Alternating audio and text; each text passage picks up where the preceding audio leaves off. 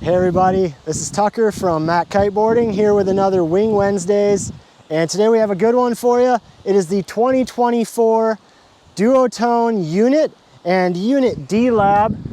We've been riding these now for a little bit, got a really good feel for them, got a good idea for the size range on these and comparing them against the 2023 and 2022 as well, and really excited to bring you this review because this is a fantastic wing for most riders. So stick around if you're into it. All right, so as I mentioned, what we have here is the Duotone Unit 2024 and Unit D Lab here underneath in the Lakers color Mamba Mentality Special Edition there. And this is a really fantastic wing. It's been a staple in a lot of riders' quivers now for a few years. So it's always an exciting wing to see what they come up with for the next year. And I'm happy to report for all you unit lovers out there, they didn't ruin the wing. It's still the same, unit you love, just with some improvements that'll make you love it even more. And there's some really neat stuff going on with this wing that make it kind of interesting to consider as an upgrade from your 2023, or if you're considering a closeout 2023 versus the 2024. They're both fantastic wings, but this will give you a rundown on some of the differences there, as well as just the unit in general as a wing if you're not familiar with it. So let's take a look at some things here, and then we'll move around the wing, show you some features, and then I'll give you my review after riding it now for a while and what I feel like it's useful for here in a little bit. So starting at the leading edge here, what we got is kind of the same surf handle as previous. It's that minimalist, really lightweight, kind of flexible, but still enough leverage to really get a good control of the wing. Nice big neoprene patch. You'll see here we have a leash attachment point. Leash is not included with this wing. Duotone wings do not include a leash with your purchase. So if you don't already own a wing, you're gonna wanna add a leash to your cart. The cool thing is you can select any wing or any leash you want, and that way you can get the one you want without having to add extra into your cart. So the wing's a little cheaper because of that, and that way you can choose your own leash. I've got the Kyohi bungee leash on this one. It's just a good standard leash, works great. As well as any other leash, whether you want to connect it to your waist, your wrist, whatever. Just don't connect it to your neck. I guess that goes without saying, hopefully. So next, going in, if you're not familiar with the Duotone inflation system, this is called the airport valve. It is a proprietary Duotone inflation valve, so you won't find it on any other pumps other than Duotone. You need a Duotone adapter if you are using a different pump, so that's good to know, and it's not included with your wing purchase. So if you're using a pump from, say, Cabrina or from North, you're gonna need to buy a Duotone pump adapter so you can pump up your wing. Deflate valves, we got 9mm nipple style on the strut and in the center of the leading edge now. That way you can fold it from wingtip to wingtip into the middle. That just makes the most sense. So that is a nice improvement for this year, whereas in previous years, the wings have been on the wingtip, expecting you to roll the entire length of the wing, but that doesn't always work so well. So in the middle, that evacuates the air most quickly from the fattest part of the leading edge and lets you do that. So from 2022 to 23, we had the upgrade with the Mod 3 canopy here, and that carries over for 2024 with the Mod 3 canopy. It's fantastic, it's stiff, it's durable, it's fairly lightweight, it's really water resistant, so it's an awesome canopy material for wings and really well suited for that. Going into the handles here, we do have some changes.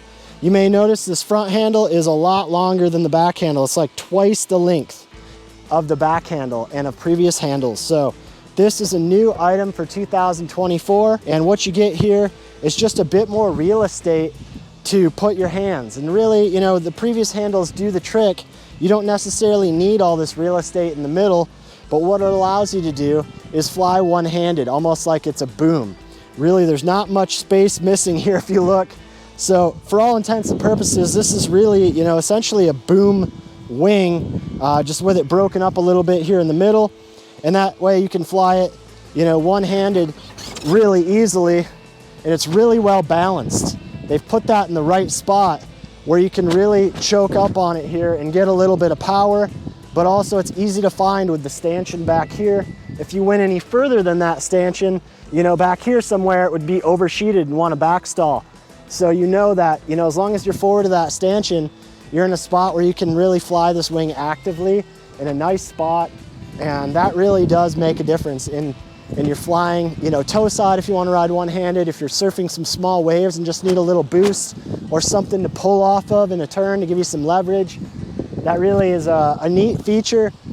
It does add a tiny bit of weight, but not as much as you'd expect, because this bar inside here now is carbon fiber, whereas previously it was aluminum. So, you know, it's grams, mere grams that they're adding. Really, you don't notice it because it is kind of forward in the wing. It's not back here, you know, where that weight is really something you feel a lot.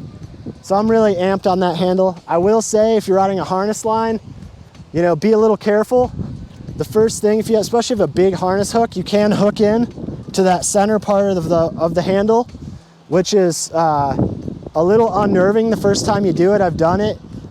It's not the end of the world. You just unhook it. It's kind of strange, but one thing I would say is, you know, if you're somebody that's finding themselves accidentally hooking in here frequently, you would go with a smaller harness hook, or you can go with a fixed line. So I use these kind of bungee style lines, which means they're out of the way a lot of times, and then, you know, you hook in, but it also puts your hook in closer proximity to that handle, which gives you a higher likelihood to hook into it by accident. So that's something to think about, you know, if you're choosing a harness line or a harness hook, or if you're somebody that finds yourself accidentally hooking into that handle by accident frequently, you know, that's some ways to handle that, no pun intended.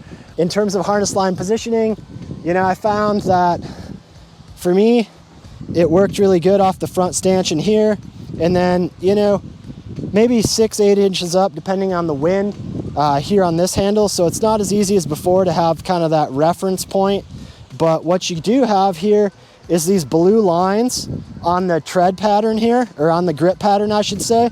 So this is a really nice reference point, and I say, you know, somewhere around this blue marking here is kind of the sweet spot for me. You know, either on top of it if you're really riding lit, or, you know, 2 to 3 inches back from that if you're riding just kind of underpowered or average power, is a nice spot to sort of balance your harness line. And having more real estate does give you the option, you know, to really adjust that as you see fit. Some people like to have them a little further forward, so it's more backhand pressure and gives you more control of the power in your backhand rather than balancing. So you can definitely do that by scooching this forward and hooking in a little further forward, doing that way. So that's kind of the story here with the boom and the strut here. Something interesting that's going on in the strut underneath these handles is it's bent. So you see it kind of kinks right here in between the handles, and that does two things. Number one, it kind of shapes the back edge of this foil section in the canopy and gives you a stiffer section here that's not breathing as much as you're pumping, so it's stiffer like a hard sail. The other thing it does is it brings your hands in a more ergonomic position. So if you take your hands and just put them straight out like this, right? It's not straight. They're actually bent this way a little bit rather than being, you know, dead straight like you're holding onto a bar. So ergonomically, you know, your body is built to grab something more easily that way, and it just aligns, you know, your wrist into your arm and really creates a more comfortable experience there that doesn't fatigue as easily. And also it really just gives you a bit more direct control and articulation with your wrists. Since they're not locked in already, you get a little bit more dexterity, more mobility in your wrists, and you know, it just seems like a more comfortable, direct way to do that. Lastly, it brings that elbow out a little bit. So you'll notice the back handle is closer to the canopy than the front handle. So what that does is it just gives you riding position that's a little bit more neutral rather than being kinked back here all the time with your elbow behind your ribs. And this is really not that comfortable, especially riding toe side. You know, doing this, you're really cranking your back and your elbow behind your ribs like that. So having this set up like this is just very comfortable, very easy, very just intuitive for any rider, but especially for new riders that maybe haven't built up that mobility or that strength yet. This is a very easy, forgiving wing to ride because of some of those features, and we'll get into that more here in the future as I get into the details of how this wing flies. But you know, really that's kind of it. We've got some removable battens on the trailing edge. a very lightweight trailing edge, really well balanced for surf performance and just ease of handling. And then got our slit windows here, which give you, some good visibility, but also keep the canopy stiff, reduce the amount of surface area you have a window on so it doesn't bag out as quickly and it's not difficult to fold. So really a lot of cool things going on with this wing, a lot of attention to detail, as we've come to expect from Duotone. They're a phenomenal brand. They really think through every little piece of the wing and how they can make it better every year. So we're really impressed by these. In terms of the performance of the unit, I would say, year over year, it's pretty similar.